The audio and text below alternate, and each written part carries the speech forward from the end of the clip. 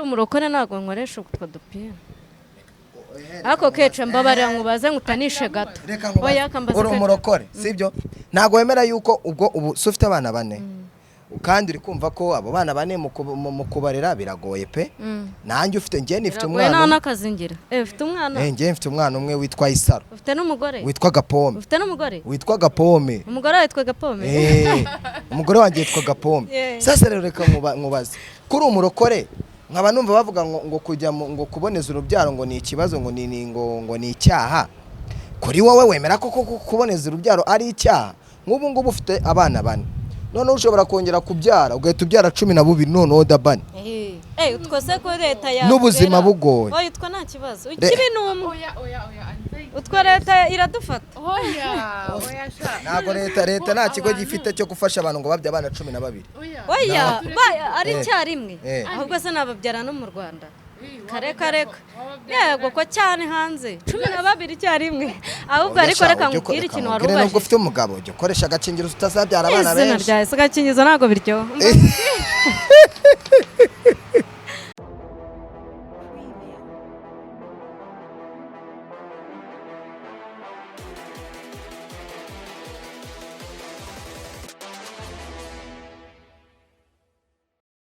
muraho neza amahoro y'Imana bane namwe ndagasana akomeze kubarinda uyu munsi nifuje ko tujyana gukora massage kubera ikibazo mfite cy'umugongo byumve ko merewe nabi rero murebe umuntu uri bubikunde cyangwa uri bwifuze akanimero ko umuntu uri kunkorera ndakamuha kuko arabizi pe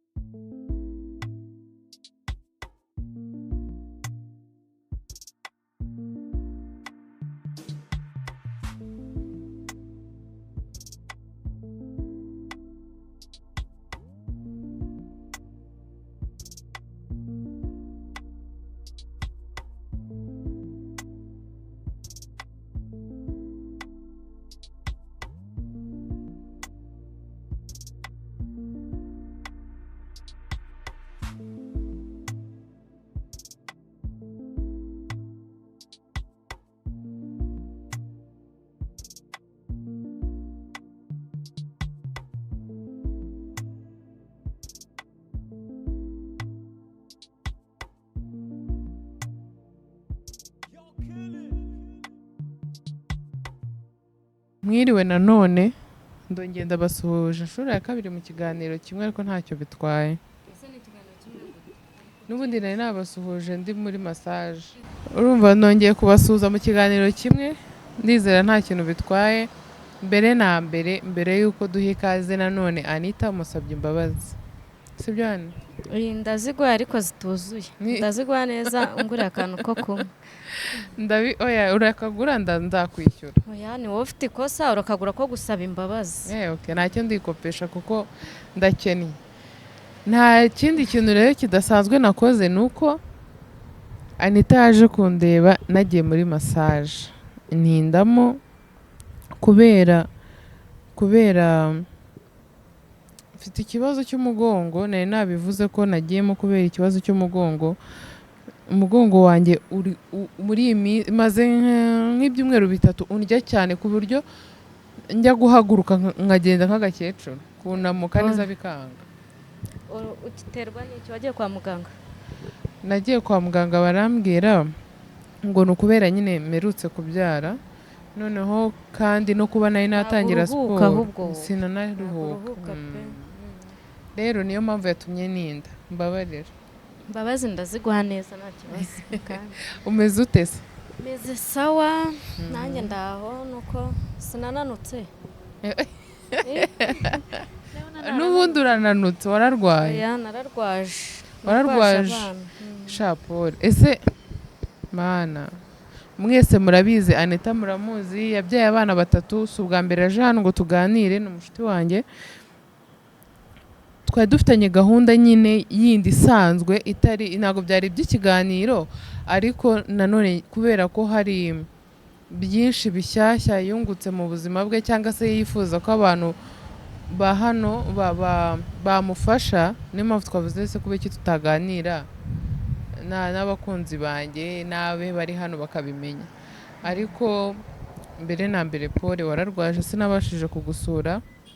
kubera nanjye ibibazo by'umugongo n'utundi tubazo dukeya nakubwiye ariko ikintu kimwe ni reka nyikubaze wenda kugira n'abandi babyumve ngewe nshobora kuba mbyumva cyane kubera ko abantu ufite nanjye ndabafite wenda nge sindabarwaza cyane ariko nanjye mu minsi yashize narabikubwiye umwe yari yarwaye inkorora ariko amahirwe ntabwo abandi bayirwaye ariko wowe wambwiye ko n'abandi bari batangiye kurwaza abana 3 navuga ngo icyarimwe byari bimeze bite kuri wowe wabyitwayemo ute numvaga nashaka no kubyibuka mana ni urugendo rubi harabanje hafatwa kamwe gasa nka korohewe bari abana sinzi ukuntu baba bakoze numvaga ko iyo bageze no hanze bamera nk'abakiri kumwe mu nda baranduzanya cyane bararwaye we ariko umwe niwe wagiye mu bitaro sinzi niba narabikubwiye ariko n'abandi bararwara ibaze kurara mu bitaro abandi mu rugo ubwa mbere mu kiganiro cya mbere twabivuze bitera agahinda ariko ni ikintu ntago nakikwifuriza biraburuhije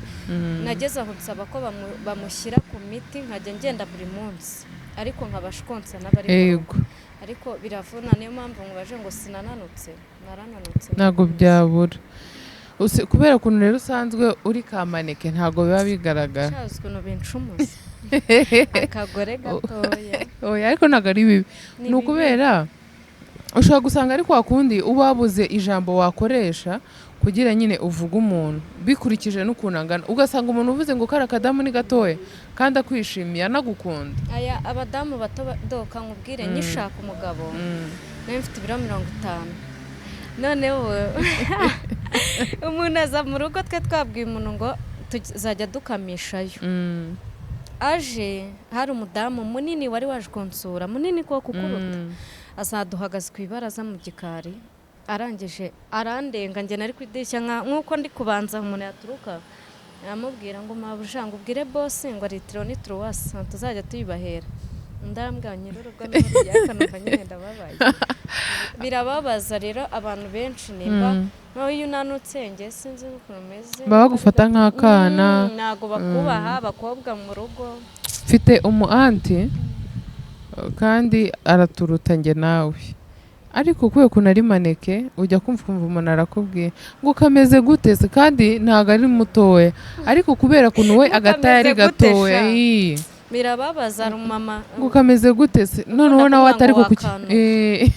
ariko ni bibi ntibakabitubwire nyine tuba twifitiye n'ako gahinda noneho umuntu munini we baravuga ngo yewe we ngo ukuntu kingana ngo ni cyiza ariko ngo ni keza agakiza akana nanone reka nkubaze ku kintu cya massage sibyo wowe ugize urwara umugongo ukimara kubyara wapi ntabwo ndarwara umugongo kuva wabyara no kuva mbaye aho ni sawa massage hari abantu batayumva neza sibyo kubera ko sinzi ukuntu bayifata bayifata hari wenda nk'akazi se gaciriritse cyangwa ko uba ugiye kwiga imico mibi sibyo kuko massage ntabwo uyikora wambaye imyenda kereka wabaye ari amaguru bari gukora wambaye gusa yewe bya bintu ntibyoroshye uba wambaye nta kintu uba wambaye ariko ibice byawe by'ibanga n'ubundi biba bitwikiriye rero hari n'umuntu utabyo nawe ntabwo uri kubyumva ibice by'ibanga uba wubitse inda se biterwa nawe ushaka ko bagukorera hari igice cy'imbere akaba n'igice cy'inyuma ubwo ari mu gatuza ubwo ari mu gatuza wagarama n'ubundi bakakorosa hano ubwo haba hagenda intoki z'uri kugukorera ese kankubaza mu kanya uvuye muri massage uyikorerwa n'igitsina gabo cyangwa n'igitsina gore n'umudamu ariko ni wowe uhitamo oya umudamu njyaho umaze kujya masanga ari abadamu bahakorera gusa nsanze ari n'umugabo ntabwo nabikora kuko nibyo byiza kuruta massage ariko ari umudamu nta kibazo nose tujya kubyara tukabyazwa n'abagabo wenda ni ibintu bitandukanye ikibi numva ngewe ari umugabo urumva uba wambaye ubusa kandi umugore burya byakabaye byiza wambarira ubusa umugabo wawe gusa ariko nimba aba ari umudamu ntacyo bitwaye nta kintu bitwaye gusa n'ubu ngubu ushobora gusanga hari nk'umuntu ushaka kubyumva akavuga ati ngewe n'umudamu mugenzi wanjye ntabwo yankoraho ariko mana yanjye umuntu wankoreye massage ye baba we ariko reka mbabwire abantu tugapfe no kuvuga si wagiyemo kubera urwaye uzi ko nagiye kwa muganga ngiye gutegereza kubyara bari abana mama yari ari mu ntara atarazi kuko nagiyeyo bitunguranye nagezeyo barambwira ati bitewe n'ahantu umuraho ugeze urahama hano uzi umuntu wari undiho kandi sinabashaka kunamubona iyoze wowe wariyozaga nabyaye uri kwa muganga harya warayeyo rimwe narayeyo rimwe utarabyara se nk'umugabo wawe adahari wabigenza uwo munsi ngewe narayeyo negereje kubyara nariyogeje ariko ntabwo nogeje kugeza hasi none uzi umuntu wanyozaga nta nubwo ubwo ni inshuti kuko yambaye hafi ariko atari ya nshuti tunavugana dushobora kumara n'ukwezi ariko yarandebaga ngaho urumva rero ikintu cyose kubw'impamvu kirashoboka rero abantu babonye ndimo gukoresha massage ntibagire ngo ni uko umuntu aba ashaka kubereka ubwambure bwe nanone ushobora kuba ufite icyo kibazo ariko wenda kuko umugongo ntabwo ari ikintu umuntu ahora afatira imiti umugongo buri muntu arawitondera kandi ikindi gukoresha massage ku muntu utarabyize nibyo nanjye kuvuga yakumugaza none se uri kubona atarababyaye mwihorere narababyaye ndasunika akambere ka kabiri ka gatatu oya narababyaye ese Emi uburyo yabyayemo birakureba twikomereze uwo ni Emi wo kuri harya ukora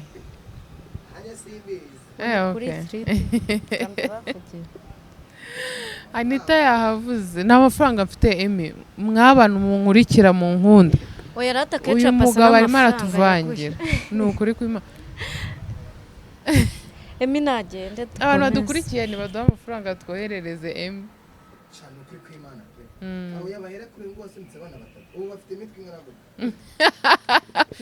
mbese ni ngombwa imitwe sivuze Emi tuguhe ikaze mu kiganiro uzi umuntu witwa Rumaga yaravuze umugore si umuntu numva umugore si umuntu mubaze baza ketchup oya ni we nshaka kubaza ikibazo mfite wabyaye abana batatu ketchup baramubaza sibyo ketchup wowe abaye warabasunitse oya barambaza nivugiraga ikibazo ubwo nangiye kukubaza reka menye ubwo bakubaza barambwiye ko ariko njye numvaga nzabasunika barambwira kuko umwana wa mbere wanjye namubyaye afite ibiro 3,800 umwana wa mbere yego njye ni aba kabiri noneho barambwa urumva bisaba babe bari muri pozisiyo imwe ngo bacurame kandi abana batatu biragoye ko bose bacuramo niyo mpamvu bambaze ariko nari kudusunika utwana none reba ukuntu ungana urebe na ketchup ukuntu angana byamunaniye kubasunika ketchup ariko nawe byarananiye wari uhari ketchup yarakoreye kuko bari abana batatu harimo n'akakandi kirukanka kari kugucaho kirukanka ariko ikibazo ratareka ufitemo umwana wirukanka 5 oya arimo utwana twirukanka ratareka mwibarize kubyara abana batatu sibyo wenda ketchup afite uburyo abana biwe abafata n'uburyo wenda barera abona sinavuga nawe ubushobozi urabufite ariko ni turi mu rwego rumwe ariko ni muri mu rwego rumwe nicyo nshatse kuvuga kurera abana batatu none udafite ubushobozi buhagije kuvuga ngo aba bana batatu ndabarera biba ari ibintu bimeze gutya kubera yuko abantu bakurikiranye ketchup n'abantu bakurikirana 3D ngenda tankuremera sibyo banakurikira Anita TV show urayizi ubu ufite ubu abantu mwese babyaye impanga mugiye kujya mu oya ntago ari bose uzi impamvu mwanjye impamvu nayishinze uranakimbaje urakoze nageze abana banjye bageze amezi 4 papa bakora accident navugishije abayutuba benshi uzi ko mukora ubuvugizi mbura ubuvugizi ako ni wamamagaye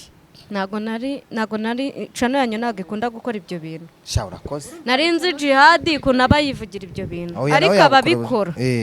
narabahamagaye baranga umuntu wese wawuhamagaye akabyanga ni ikibwa umuntu ansabira yago ni umuntu waduje nk'uko we wamuzana gutya amaje kuduhuza yago niwe wankoreye ubuvugizi urumva ndavuga ni kubera iki ngeze kwa yago abamama bamwe baramugaye akambwa ati wakicecekeye wowe yakoze accident ariko muri kumwe ngewe yaranaye akibimenya mumbabane numageze ikinega iragahinda narariraga nkareba abana banjye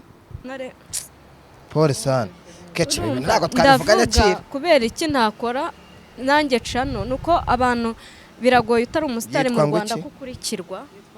sorry mumbabarire nibutse ibyo bihe nacagamo nibuka ababyeyi bamumagaye ndavuga kubera iki ntaba umuyoboro kandi hamwe n'Imana nizeye ko bizaza hari abamama n'umama nshaka ko uzamunsura ariko aba mu Busanza umugabo yaramutaye abintwari abana be bagize nk'umwaka ariko ariho mu buzima bugoye nge ni nayo ntego yo gufungura cano waruvuze ngo abantu bose babyaye batatu nta nubwo ari ibintu byoroshye gufungura cano urashora nurumva rero ntago ndi umukire yitwa Anita gute Anita TV show ni na ketchup angira inama ketchup Imana umugisha umwana mwiza uzakomeza gushimire abantu benshi b'abastar bariyemera ndayikoze ifite abantu 751 ubu naye mbaye wa kabiri shaka bisa ariko nukuri mujye mushyigikirana Imana yabahaye ubushobozi bwo kugira aho mugeresha abantu banze kumfasha ndababara ndavuga kubera iki ketchup naba bivuyemo ngiye nibarize uyu mugore ati umuntu wese nataraga abasitari bane wacu bafashanye shabaranga ari nuwambwiye umwe ngo content uzaniye abanyarwanda ni yiye ngo kuvuga ko ababyeyi batatu ngo nabane barabyara papa bana yakoze accident ketchup najyaga kwaka umugabo kibaga baga ku gitanda amata nkataha ndirashaho ariko abantu nabagome ariko nge nimba umukire na uwo ntazafasha mbishoboye Imana izabimanira shano kuri Imana yo mwishuri gufashe nanye nzagutumira iwanjye tuganire sibyo keca ubundi abantu bagufashe banakore subscribe mwakoze subscribe ubundi biba bibatwaye iki nukuri kugenda ugakandaho ikiganiro ariko ngenda nabashimira wenda abageze sinari nabizi banyetse urukundo aho ugasanga ikiganiro cyebwa n'ibihumbi 7 abasabu bari munsi yego birashoboka keca mwiganirire reka nanye nicike nawe Imana izaguha impanga 3 ngwango ki aho nyume impanga 3 ni umugisha ngwango ki ndakubwira imigisha 3 nyuma ya kagira inkuru mu mpanga 3 ahubwo izaguheba n'ubundi gusa Imana aho nyumvira noneho umva nkubwire wa mugore we reka gukuri ibintu ntago biri uri gusaba Imana izakongera oya sinzongere kubyara ngiye mfite abana 4 n'ubuzima bwanjye niburafatira none ubutahuzabyara none ndi kuyisaba ngo sinshaka kubyara ko nibona izabima izame 7 icyarimwe none mujye muranyumvira ati 7 ubu urumva umaze kubyina ngana si uko baranabye mfite ibiro 48 noneho ubu ufite 52 mbabara byikongoza sheri Mbasa oya ketchup yasa yishirishamo agapira nganyumvire agapira ubu sakare byararangiye mu ketchup Harakubona. ngera ndi umurokore ntabwo nkoresha utwo dupira ariko keca mbabarira nkubaze ngutanishe gato reka oya kambaza uri umurokore sibyo ntabwo wemera yuko ubwo ubu si ufite abana bane kandi uri kumva ko abo bana bane mu kubarera biragoye pe nanjye ufite njye nifite umwana umwana n'akazingira ufite umwana njye mfite umwana umwe witwa Isaro ufite n'umugore witwa Gapome ufite n'umugore witwa Gapome umugore witwa Gapome umugore wanjye yitwa Gapome sasa rero reka nkubaze kuri umurokore nkaba numva bavuga ngo kujya ngo kuboneza urubyaro ngo ni ikibazo ngo ni icyaha kuri wowe wemera ko kuboneza urubyaro ari icyaha nk'ubu ngubu ufite abana bane none ushobora kongera kubyara ugahita ubyara 12 noneho dabane utwose ko leta ya n'ubuzima bugoye oya utwo nta kibazo ikibi numwe utwo leta iradufata oya sha ntabwo leta nta kigo gifite cyo gufasha abantu ngo babye abana 12 oya ari icyarimwe ahubwo se nababyara no mu Rwanda kare yego ko cyane hanze 12 icyarimwe ahubwo ariko reka nkubwire ikintu wari ubaje nubwo ufite umugabo ujya ukoresha agakingirizo utazabyara abana benshi izina rya agakingirizo ntabwo biryo shawe aka kantu muzagakuremo muzagakuremo oya ubona njyewe oya mugakuremo kubera iki mbabarire twabizimbutse reka nkubaza abazi kuko Imana ibaguhaye abo bana barindwi emibayi wakoze urukumva oya urumva Imana iguhaye abo bana barindwi ukubitireho nabo ufite mbabarira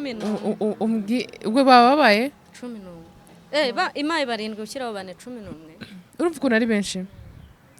nikurikije n'ubuzima turimo muri iyi minsi kiro cy'ibirayi kiri kugura 1000 mpagaritse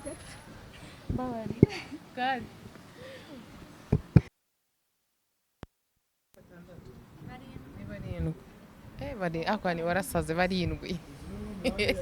tuba twarashize ubwoba biriseri Imana nyine ubu ntabwo bifuza kubyara ariko bibayeho ugatwita nk'uko hari igihe umuntu atwita atabipanze hakajyamo abana barindwi ugakubitaho bane ufite 11 ubundi banza umbwire waba wumva bimeze bite muri wowe kandi utekereza ko byabaye none se reka nkubaze nkwita narabikubwiye natwisenze ko ari umwana umwe menya ko ari batatu ubundi nakubwiye ikintu utabasha guhindura ntacyo gikoraho nta nubwo njye kinesha umutwe noneho wahita uhuhuka napfa aya Imana izabindinde reka nkubwire ahubwo Imana abo bana barindwi Imana ibasaranganya abantu bakeneye urubyaro ibahe abantu babuze abana barindwi birashoboka uzi kubwira 9 yego birashoboka none nabonye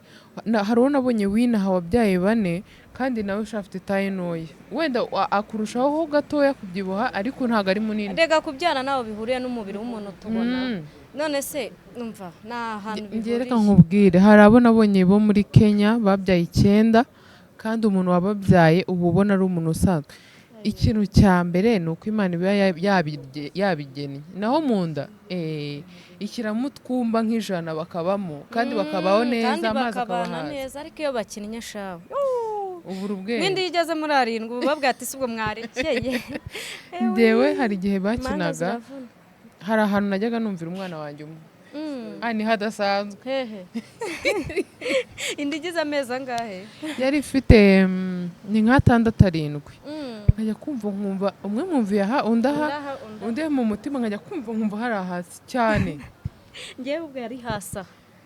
noneho nageze aho nkajya bankorera agatushe za buri mwanya nkumva yaje nawe se unaho umutwe niwaje bakajya kureba ngewe najya kumva arakubise nkumva ngiye nko gusoba nese ntabwo wakoraga umurimo w'Imana narawukoraga no guca impaka none se nsigaye ngira amafuta ariko ntabwo ari amafuta uri kuvuga ibintu biba oya ni n'umurimo w'Imana none se nawe warawukoraga kugeza ugiye kubyara ubu nari sawa ngo bari gushakira umwana inzira se shaba uzabyara neza oya ariko ubaye nibyo njya numva bavuga ngo nibyo kuba bibaye ariko umuntu ushobora kuba yabyara neza. Dogiteri ku mwana wa mbere nari narabuze ibisi arambwira genda ukora umurimo w'Imana nka 2 ku munsi. Abo 2 ku munsi se yakada ntabwo utagira akazi. Oya ariko reka nkubwire nekereza ko birafasha bira binaba ari ibyanyabyo ariko man ketchup se kutamuzana